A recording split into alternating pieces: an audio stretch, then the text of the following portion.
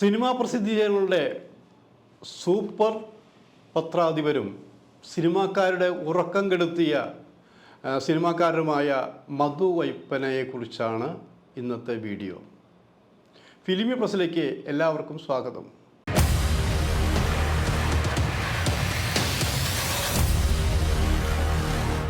മധു വൈപ്പന അന്തരിച്ചു കഴിഞ്ഞ ദിവസം. മധു വൈപ്പന മരിച്ചത് പലരും അറിഞ്ഞിട്ടില്ല. കാരണം അതിനുള്ള പബ്ലിസിറ്റിയും ആരും കൊടുത്തിട്ടില്ല എന്നാലോചിക്കണം. ആരാണ് മധു വൈപ്പന എന്ന് ചോദിക്കുന്ന പുതിയ തലമുറയുണ്ടെന്ന് ആലോചിക്കണം.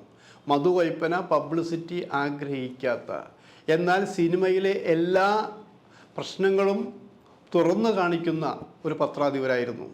അപ്പോൾ ചോദിക്കും ഏത് പത്രങ്ങളെന്നുള്ളത്. നാനാ ഫിലിം വീക്കിലെ ആദ്യത്തെ പത്രാധിപർ, സിനിമാമംഗളത്തിൻ്റെ പത്രാധിപർ, നിരവധി അതുമാതിരി അദ്ദേഹം സ്വന്തമായ രംഗം, ഛായ, അങ്ങനെ നിരവധി സിനിമാ പ്രസിദ്ധീകരണങ്ങളുടെ പത്രാധിപരായിരുന്നു. മാത്രമല്ല കേരള സാഹിത്യ അക്കാദമിയുടെ പ്രസിദ്ധീകരണത്തിൻ്റെ എഡിറ്ററായിരുന്നു ആലോചിക്കണം. ഇങ്ങനെ വിവിധ തലങ്ങളിൽ പത്രാധിപരുടെ ജോലി ചെയ്ത്, അതായത് ആരെയും സുഖിപ്പിക്കാവുന്ന രീതിയിലല്ല, അങ്ങനെയുള്ളൊരു പത്രാധിപരാണ് ഇപ്പോൾ നമ്മളിൽ നിന്ന് വേർപിരിഞ്ഞ് പോയത്. ഞാനുമായിട്ടുള്ള ബന്ധമെന്ന് പറയുമ്പോൾ ഒരുപക്ഷെ എന്നെ കുറേ പ്രോത്സാഹിപ്പിച്ച ഒരു മാന്യ വ്യക്തിയാണെന്ന് നിലയ്ക്കണം. ഞങ്ങൾ ഈ സിനിമാ പ്രസിദ്ധീകരണമായിട്ട് ബന്ധപ്പെട്ടൊന്നുമല്ല. അദ്ദേഹം സാഹിത്യ അക്കാദമിയുടെ പത്രാധിപരായി വരുമ്പോൾ ഞാനന്ന് കമ്മ്യൂണിസ്റ്റ് പാർട്ടിയുടെ നവയുഗത്തിൻ്റെ എഡിറ്റർ ബോർഡിൽ അവിടെ വർക്ക് ചെയ്യുന്നു. അങ്ങനെ കമ്മ്യൂണിസ്റ്റ് പാർട്ടിയുടെ ഓഫീസിൽ വെച്ചുകൊണ്ട് സമയങ്ങൾ പരിചയപ്പെടുന്നു. ആ പരിചയമാണ് പിന്നെ വളർന്ന് ഇവിടെ വന്നപ്പോൾ ഇവിടെ നാട്ടിലെത്തിയപ്പോൾ ഞാൻ കൊല്ലത്ത് വന്നു, കോട്ടയത്ത് വന്നു.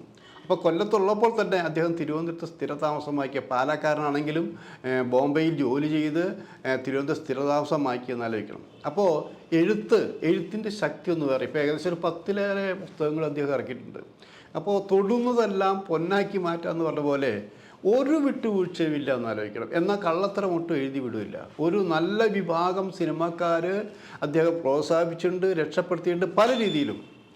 അങ്ങനെയുള്ള മധു വൈപ്പന ഞങ്ങളടക്കമുള്ളവരോട് പറയുമ്പോൾ, ഞാൻ അദ്ദേഹത്തിൻ്റെ കൂടെ വർക്ക് ചെയ്തപ്പോഴും അദ്ദേഹം പറഞ്ഞിരിക്കുന്നത് ഒരു വിട്ടുവീഴ്ചയും നമുക്ക് വേണ്ട എന്നുള്ളതാണ്. അദ്ദേഹം ഒരാളുടെ കയ്യിൽ നിന്ന് ഒരു ചായ പോലും കുടിക്കില്ല, ഉച്ചയ്ക്ക് ഫുഡ് കഴിക്കില്ല. അത് ജീവിതചര്യയാണെന്ന് ആലോചിക്കണം.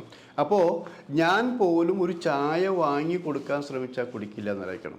അവിടെ മംഗളത്തിൽ ചെല്ലുമ്പോൾ ഞങ്ങൾ ഉച്ചഭക്ഷണം കഴിച്ചിരുന്നത് എനിക്ക് ഫുഡ് മേടിച്ച് തരാൻ വേണ്ടി ഫുഡ് വാങ്ങിത്തരുന്നതോടൊപ്പം അതാണ് അദ്ദേഹത്തിൻ്റെ രീതി എന്നാലോചിക്കണം. സമയത്ത് കൃത്യമായിട്ട് വർക്ക് ചെയ്യുന്നു.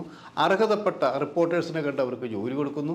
അവർക്ക് എന്തെങ്കിലും ദോഷമുണ്ടായാൽ അവർ പക്ഷം നിൽക്കുന്നു. കാരണം അവരുടെ പക്ഷം മാത്രമാണ്. കാരണം മുതലാളിമാരുടെ പക്ഷത്തല്ല മധു വൈപ്പന നിന്നിരുന്നതെന്ന് കൂടി മനസ്സിലാക്കുന്നില്ല. ആരെയും താഴ്ന്നു നിൽക്കാനോ സ്ഥാനമാനങ്ങൾ നേടാനോ ഒന്നിനും അദ്ദേഹം പോയിട്ടില്ല എന്നാലോചിക്കണം. പക്ഷേ ഇത് പറയാൻ കാരണം ഈ കോട്ടയം ശാന്തയെപ്പോലെയുള്ള നടികളെ കൊണ്ട് എല്ലാം തുറന്ന്, അങ്ങനെ കുറേ പേരെ കൊണ്ട് തുറന്ന് ആത്മകഥകൾ എഴുതിച്ചപ്പോൾ അത് സിനിമാ രംഗത്ത് ഭയങ്കര സ്ഫോടനങ്ങൾ ഉണ്ടാക്കിയേ.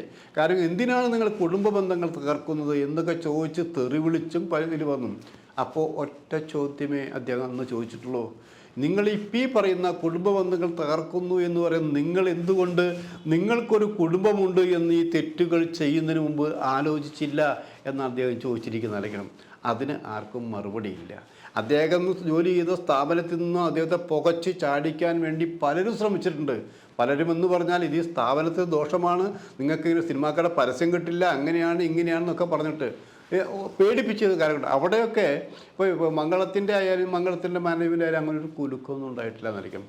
ഇദ്ദേഹത്തിൻ്റെ പോസ്റ്റിലേക്ക് പലരും ആഗ്രഹിച്ചുകൊണ്ടതാലോചിക്കണം. അപ്പോൾ അദ്ദേഹത്തിൻ്റെ വഴി തന്നെയാണ് പലരും ചെയ്തത്. ഞാനവിടെ വന്നപ്പോൾ ഞാൻ 10 വർഷക്കാലം അപരലോകം എന്നുള്ള വലിയൊരു പങ്ക്തി കൈകാര്യം ചെയ്ത ഒരു പത്രപ്രവർത്തക ഓർമ്മകൾ, ഇത് നിരന്തരമായിട്ട് എന്നെ നിർബന്ധിച്ചിട്ടാണ് എഴുതിയാലിരിക്കണം. അന്ന് ഞാൻ എഴുതാൻ മടിച്ചെങ്കിലും ഇപ്പോൾ ആ 10 വർഷം എഴുതി കൂട്ടി അതിൻ്റേതുണ്ടായിട്ടുള്ള സംഭവങ്ങളൊക്കെ ആലോചിക്കുമ്പോൾ നമുക്ക് ഒരു അഭിമാനം തന്നെയാണ് ആലോചിക്കണം.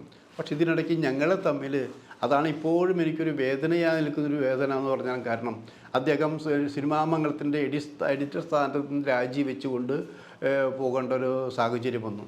ആ സാഹചര്യത്തിൽ അദ്ദേഹത്തിന് പകരം അവിടെ കയറിയിരിക്കാൻ ആ സ്ഥാപനത്തിൽ ജോലി ചെയ്ത ചില പത്രാധിപന്മാർ ശ്രമിച്ചു. അത് നടന്നില്ല. അപ്പോൾ ഒരു ദിവസം ശരിക്ക് എന്നെയാണ് മംഗളത്തിൻ്റെ ഗ്രൂപ്പിൽ നിന്ന് വിളിച്ചത്, നിങ്ങളവിടെ മധു വൈപ്പനയ്ക്ക് പകരം പത്രാധിപരായിട്ട് വരണം എന്ന് വിളിച്ചത്. ഞാനപ്പോൾ തന്നെ മധു സാറിനെ വിളിച്ചു, ഇങ്ങനെ ഒരു കോൾ വന്നിട്ടുണ്ട്, ഞാനങ്ങടെ പോകുന്നു, ഒരു വിരോധമില്ല എന്നാണ് പറഞ്ഞിരുന്നത്. പക്ഷേ വിരോധമില്ല എന്ന് പറഞ്ഞ് ഞാനവിടെ പോയെങ്കിലും ഈ പത്രാധിപരാവാൻ മോഹിച്ച് നടന്ന ചില കുൽസിത ബുദ്ധികൾ, അപാര ബുദ്ധിമാന്മാർ പറഞ്ഞ് പരത്തിയത് ഞാനാണ് അദ്ദേഹത്തെ വേല വെച്ച് പുറത്ത് ചാടിച്ചതെന്ന് ആലോചിക്കണം. ഞാനവിടെ അവിടുത്തെ സ്റ്റാഫായിരുന്നില്ല, ഞാൻ വല്ലപ്പോഴൊക്കെ എഴുതിയിരുന്ന ഒരാൾ മാത്രമായിരുന്നു ആലോചിക്കണം. അദ്ദേഹം പോയതിന് ശേഷമാണ് മംഗളം ഗ്രൂപ്പിൽ നിന്നൊരു കോൾ വന്നതെന്ന് ആലോചിക്കണം. ഇത് എത്രമാത്രം നമ്മൾ പറഞ്ഞ് തിരുത്താൻ ശ്രമിച്ചിട്ടും അദ്ദേഹം തിരുത്താൻ തയ്യാറായില്ല എന്നുള്ളൊരു വേദന മാത്രമേ ഉണ്ടായിട്ടുള്ളൂ. അതിനിടയ്ക്ക് ഞാൻ കാണാറുണ്ട്, അത് വേറെ കാര്യം. പക്ഷേ പിന്നെ കുറേ കാലം അദ്ദേഹം ഓർമ്മ ശക്തി നഷ്ടപ്പെട്ടാണ് കിടന്നിരുന്നത്. ഈ അവസാനവും അങ്ങനെയാണ്. പക്ഷെ അദ്ദേഹം മരിച്ചു പോയപ്പോൾ ഒരു ശാന്തിവിള ദിനേശ് അല്ലെങ്കിൽ ഒരു സാബു വർഗീസ് അങ്ങനെ ഏതാനും പേര് സ്മരിച്ചതൊഴികെ വേറെ സിനിമ എത്രയോ പേര്, അതായത് രാജാവേ എന്ന് വിളിച്ച് അഭിനന്ദിച്ചിരുന്ന കുറേ നടന്മാരുണ്ടെന്ന് ആലോചിക്കണം. അവിടെ ഒരു വരി പോലും അവരുടെ ഫേസ്ബുക്കിൽ കുറിക്കാൻ ഒരു സന്മനസ് കാണിച്ചിട്ടില്ല. അല്ല, സിനിമ എന്ന് പറയുന്നത് നന്ദി കെട്ട ഒരു ലോകം തന്നെയാണ്. എല്ലാവരും വിചാരിക്കും പച്ച പ്ലാവിലയാണ് എല്ലാവരും. അല്ല, എല്ലാവരും പഴുത്ത പ്ലാവിലയായി വീഴുന്ന ഒരു ദിവസം വരുന്ന ആലോചിക്കണം. അപ്പം നിങ്ങൾക്കിപ്പോൾ ഞങ്ങൾ തരുന്ന കുറേ പബ്ലിസിറ്റി ഉണ്ടായിരുന്നു, അറിയിക്കാത്തടക്കമുള്ള പബ്ലിസിറ്റി. അതുകൊണ്ട് ബലൂൺ വീർപ്പിച്ച പോലെ കുറേ പേരെ ഈ പത്രാധിപന്മാരും പത്രലേഖകരും വീർപ്പിച്ച് വിട്ടിട്ടുണ്ട്. അത് നിങ്ങളുടെ മാത്രം കഴിവാണെന്ന് വിചാരിക്കരുത് എന്ന് ഓർപ്പിക്കുന്നതാണ് അദ്ദേഹം മുമ്പ് നിങ്ങളോട് പറയാനുള്ളത്. ഇപ്പോൾ ഞാനും അതുതന്നെയാണ് പറഞ്ഞത്. സിനിമാക്കാർ കുറേ അഹങ്കാരം തന്നെയാണ്, നിങ്ങളുടെ കഴിവ് കൊണ്ടാണ് നിങ്ങൾ ഉയർന്നു പോയത് എന്നൊരു ധാരണയുണ്ടെങ്കിൽ അത് നിങ്ങൾ തന്നെ മറക്കണം. മരിച്ചവരെ, എൻ്റെ കാര്യമല്ല പറയുന്നത്, ഈ മധു വൈപ്പനെ പോലെയുള്ളൊരു വലിയ പത്രാധിപരെ അദ്ദേഹം ആയിരുന്നു ഒരു ചായ പോലും കുടിക്കാൻ സന്മനസ് കാണിച്ചിട്ടില്ല. അങ്ങനെയുള്ളൊരു പത്രാധിപരെ നിങ്ങൾ സ്മരിക്കാതിരുന്നത്, പിന്നെ മരിച്ചു കഴിഞ്ഞപ്പോൾ ചിലരൊക്കെ ഞാൻ അദ്ദേഹത്തിൻ്റെ എന്തോ ആയിരുന്നു എന്ന് പറഞ്ഞു വലിയ ആളിൽ പറയുന്നത്, ഇതൊക്കെ അദ്ദേഹത്തിന് കാണിക്കുന്നത് അനാദരവാണ്. സഹായം ഉണ്ടായ നല്ല മനുഷ്യനാണ്. പക്ഷെ ധീരനായൊരു മാധ്യമപ്രവർത്തകൻ ആലോചിക്കണം, നട്ടല് വളയ്ക്കാത്തൊരു മാധ്യമപ്രവർത്തകൻ ആലോചിക്കണം.